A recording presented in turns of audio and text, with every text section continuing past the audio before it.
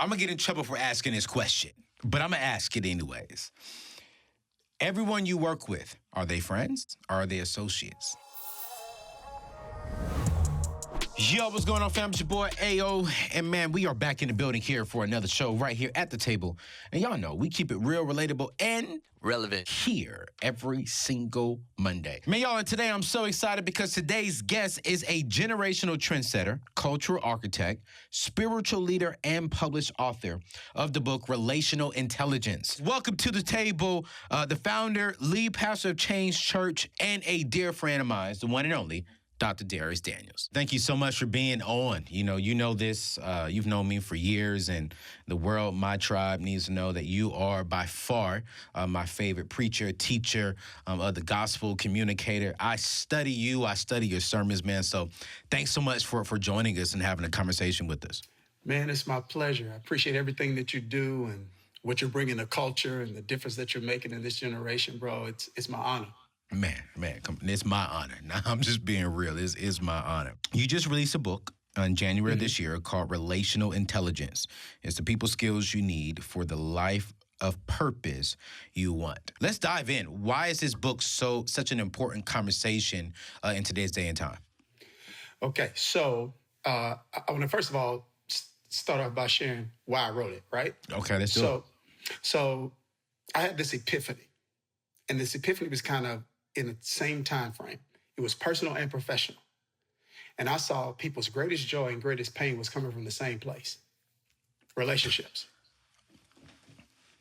And so when I saw that, this is the revelation that I got.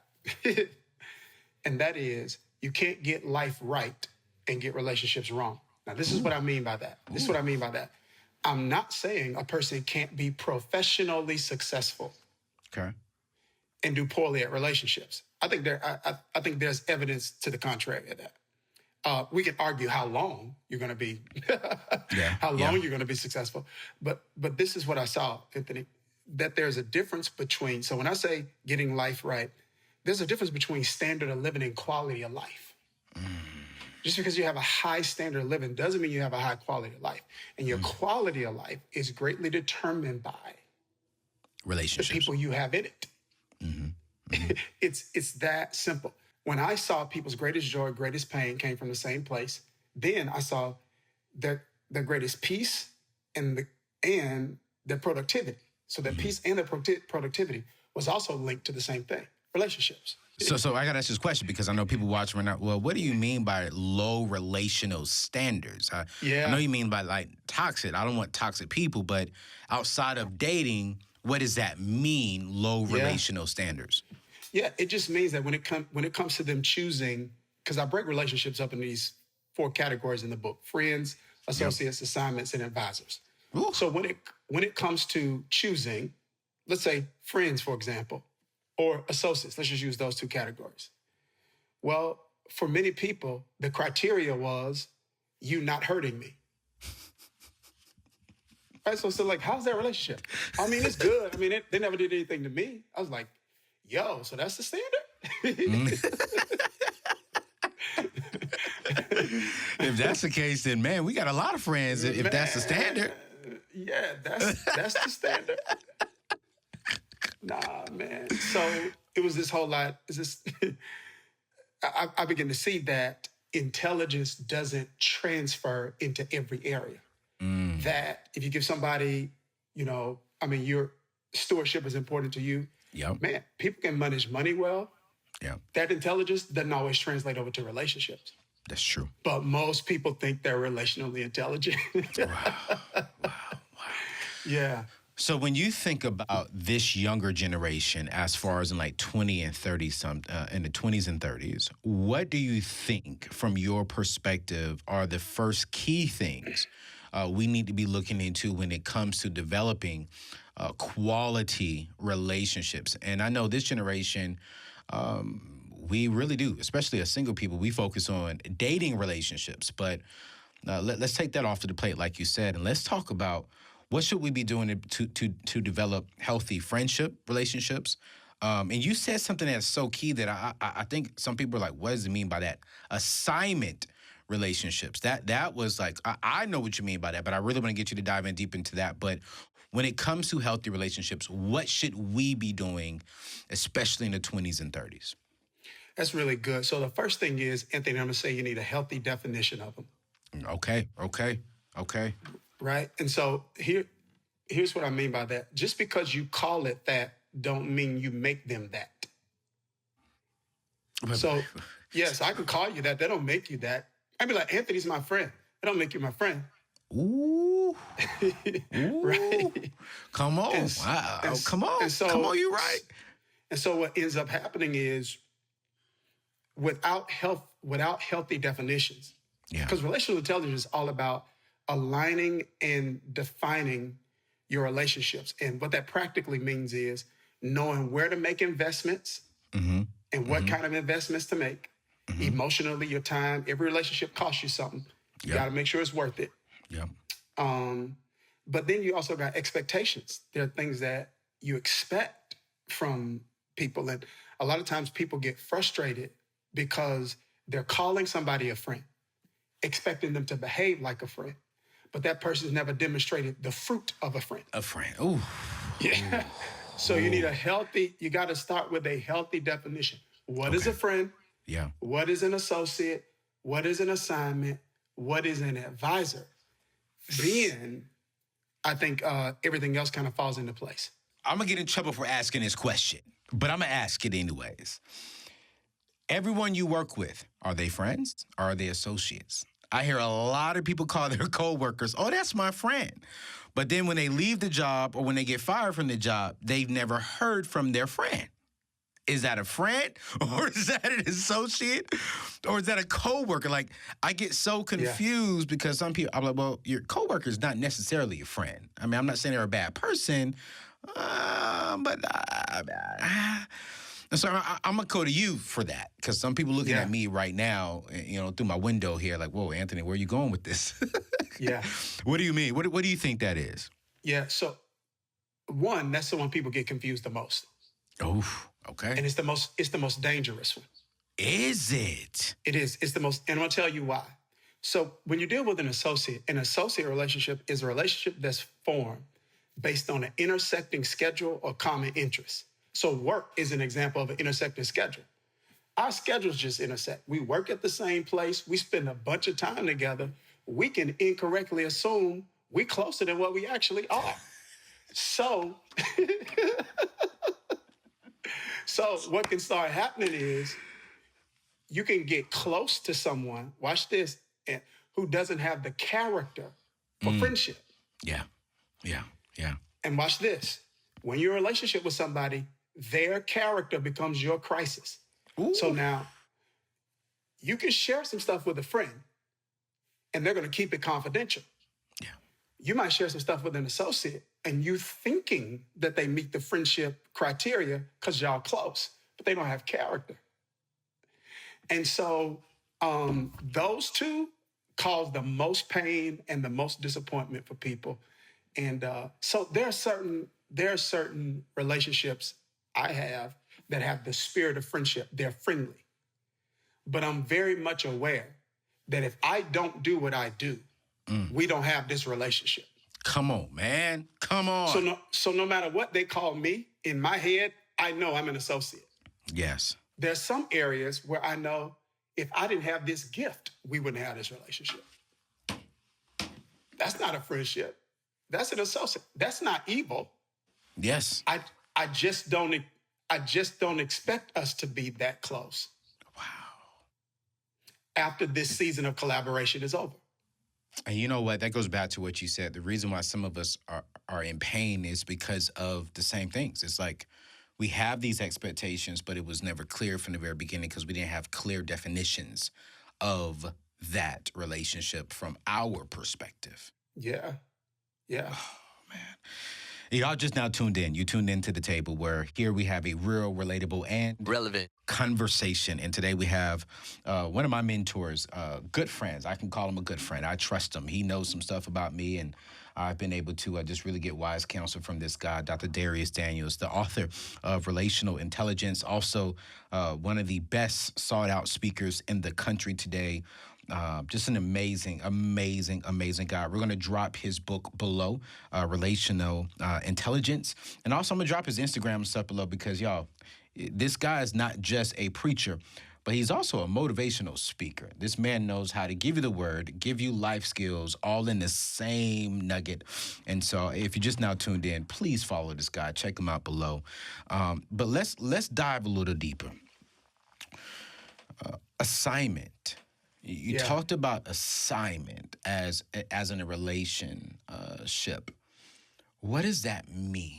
Because when I hear the word assignment, I'm gonna be real with you. Like, I know what you mean, but when I hear it from this side, by the way, there are people that I'm assigned to. So when I think of assigned to, the relationship won't benefit me. And so why do I want to have that relationship if it's an assignment for me? It sounds like it's going to be stress. It sounds like it's going to take up a lot of my time.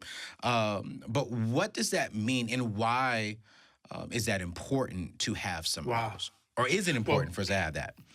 Well, one, I think you're spot on in terms of your expectation of what you're not going to get from that relationship. That's important because most people, or many people, end up frustrated in relationships like that because you expect an assignment to reciprocate like a friend.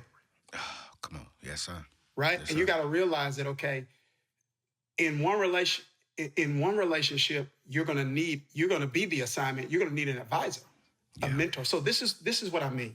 An assignment is a person you're willing to help that you don't need. Right?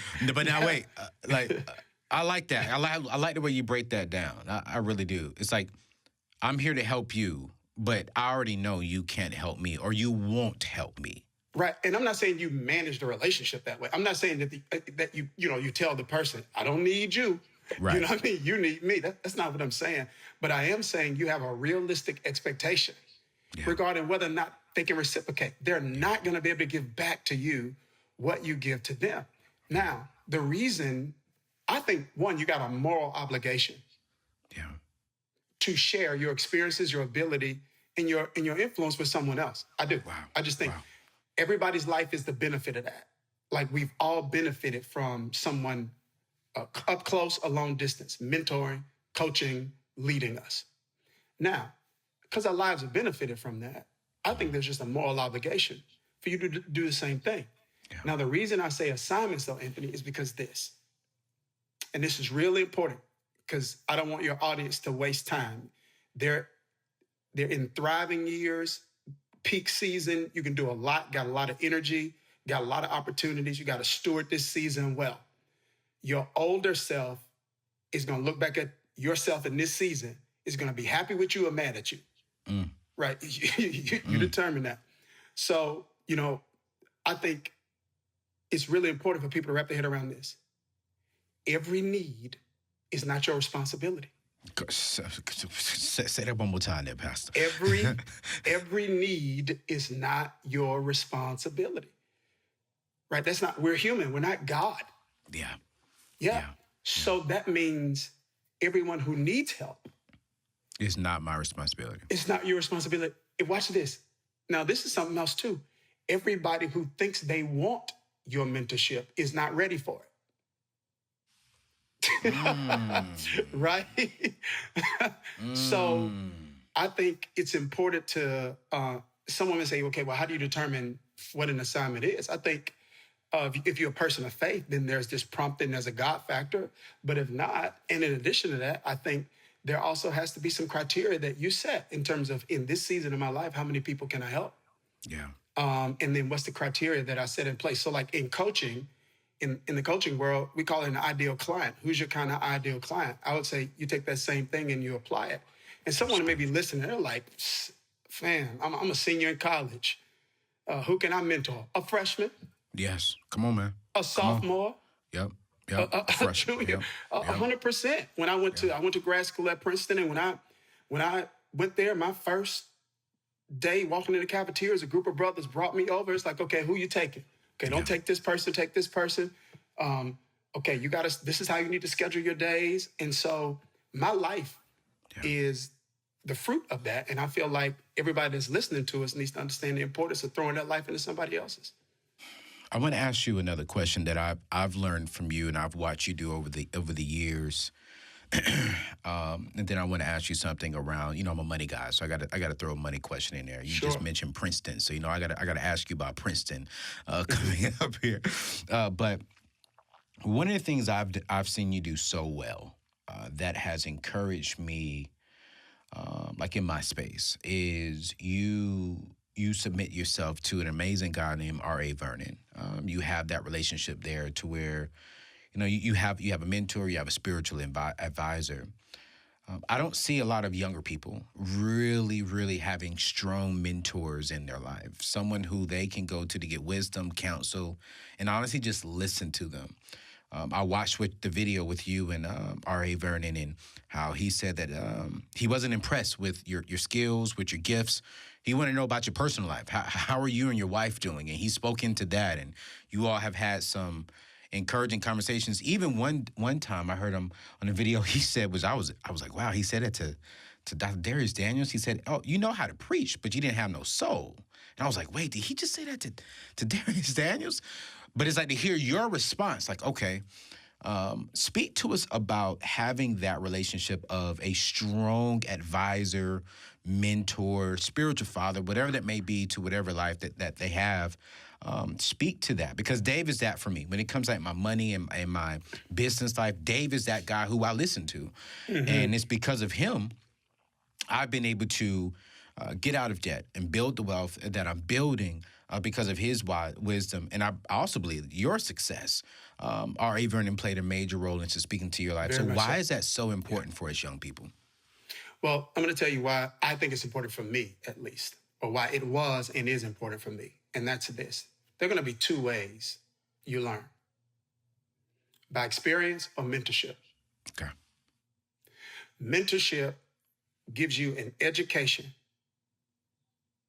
at the expense of somebody else's tuition. So I get to learn your lessons and I don't have to pay for them. Mentorship means you get to learn at somebody else's tuition. Yeah, they pay the tuition, but you get to go to class. And so you just mentioned Dave. Whatever advice Dave gave you, it cost him something. It cost him time reading. It cost him lunches sitting and asking people who advise him. Or it cost him tears, meaning mistakes that he made. Yeah. And he's able to have a conversation with you in 30 minutes that can set you up for 30 years. And so for me, I say, a person can, if they want to, hey, I'm going to pursue it, I'm going to do it my way. Well, if that works for you, fine. For me, I'm trying to get as far as I can, as fast as I can. Yeah. And the best way to do that is to make sure I got a relationship with someone who's got more experience and more miles than me. Yeah. That they can speak into my life. Y'all, ladies and gentlemen, this is Dr. Dharius Daniels. I wish we had a lot more time, because we can go deeper and deeper. But y'all heard him say he went to Princeton, and I had the opportunity to do your podcast a couple of weeks ago, and I want to dive into that. You and I talked about college, and I believe that college is very important. You have your doctoral degree, but I want to ask you, because you went to Princeton. And I know this. We said this on your place. Princeton is a great college. Nearly 70% of the young people will graduate with no debt. I love it. But I want to hear you answer this question. Do you believe, where you go to school, that if you really want to be successful, you have to go to a Princeton, to a Harvard, to a Yale, to an Ivy League school to get the Ivy League school education to be successful? Your honest opinion. No, I don't. Why? I think, I'm curious. Well, one, I'm just using this word loosely because I know what you mean by it when you say success. Yeah. One, there are people who went to Ivy Leagues and aren't. So that's one. You know what I mean? Yeah. So that's reality. But two, I'm going to say this, and so I think there are some very specific ways that Princeton shaped me. Okay. But I'm not going to say it took that for me to be where I am.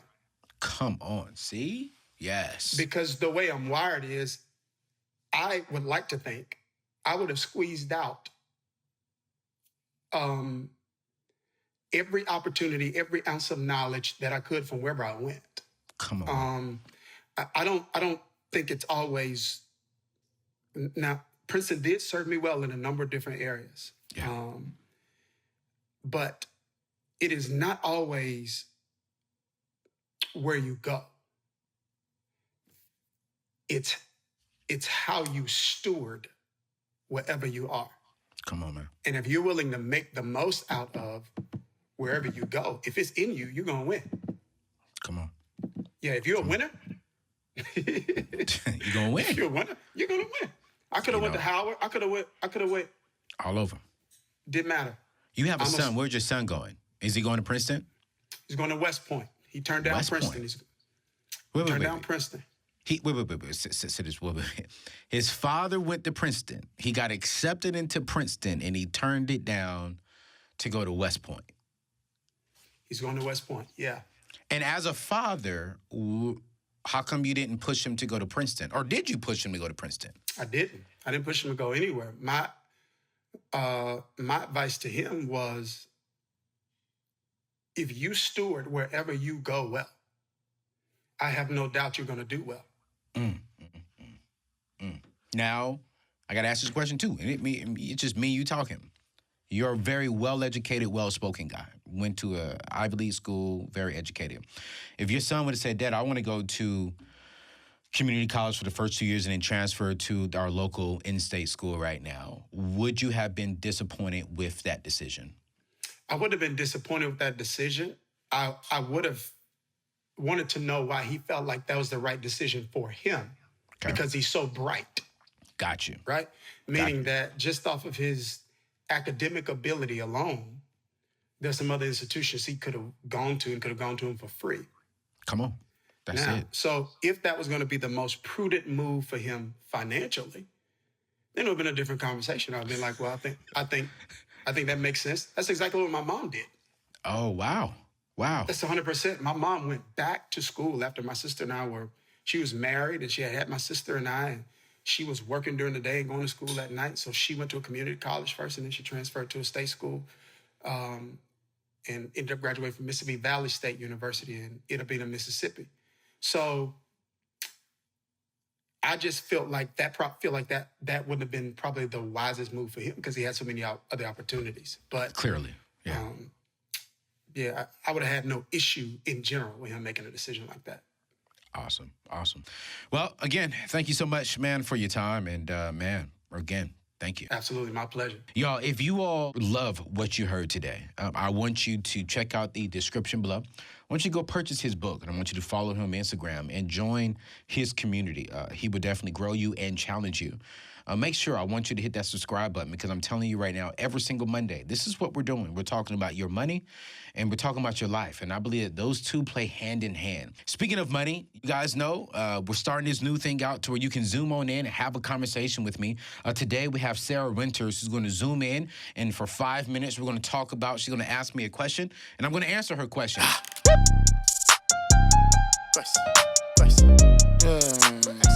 right, hit me with your question. What's going on? Okay, so I just graduated high school, and I'm currently going to go to a community college nearby. And I was going to plan on living at home for like a year or so, saving my money, you know? Okay. And we figured out with my teacher, it costs about like $10,000 total to attend this school. What are you getting, your associates or your bachelor's? Where are you going to community associates. College? Yeah. Okay, so you got associates 10K to get your associates. All right. Yeah. And then right now I have about like $4,000 saved, like personally for me.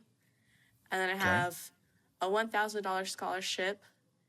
And then I have just over $2,000 in like a college savings account. Okay. So I have all of that. So you got $7K out of the $10K right now. Yes. All right. And so cool. I'm just gonna work for the rest of the summer to save the rest of that money to get the $10,000.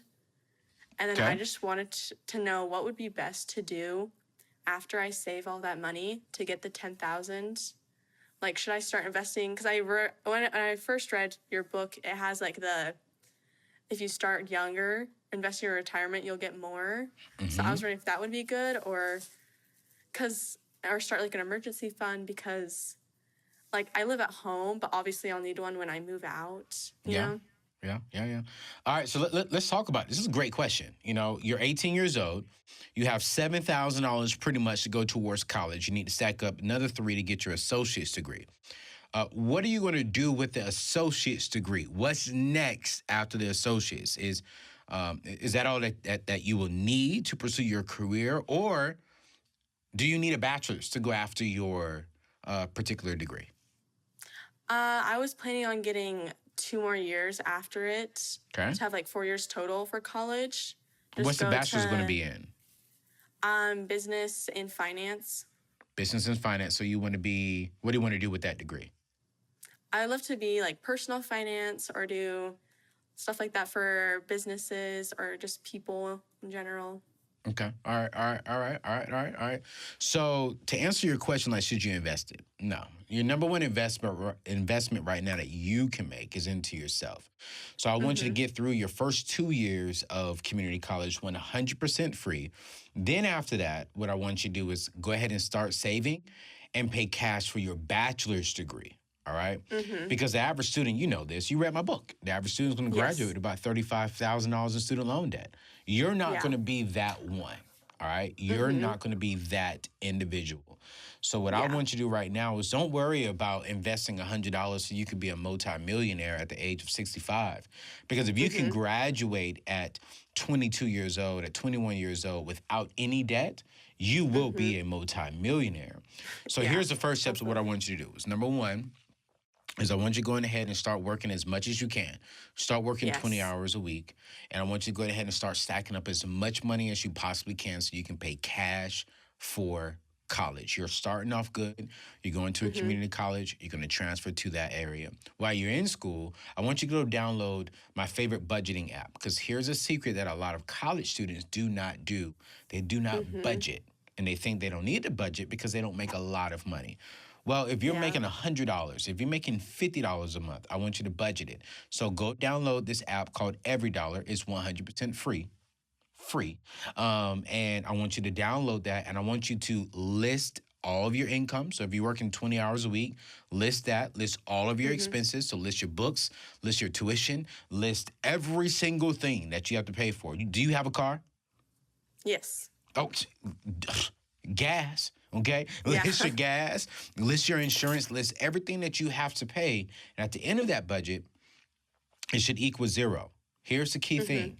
You do not break that budget, okay? Do not break that budget for a boyfriend, or for a guy who thinks he likes you, or for a guy who says he loves you, okay? You stick to that budget so that way you can graduate debt-free. So those are the two main things. Once you do that, you're going to graduate debt-free. You're going to be making about an average of $42,000 to $50,000 a year.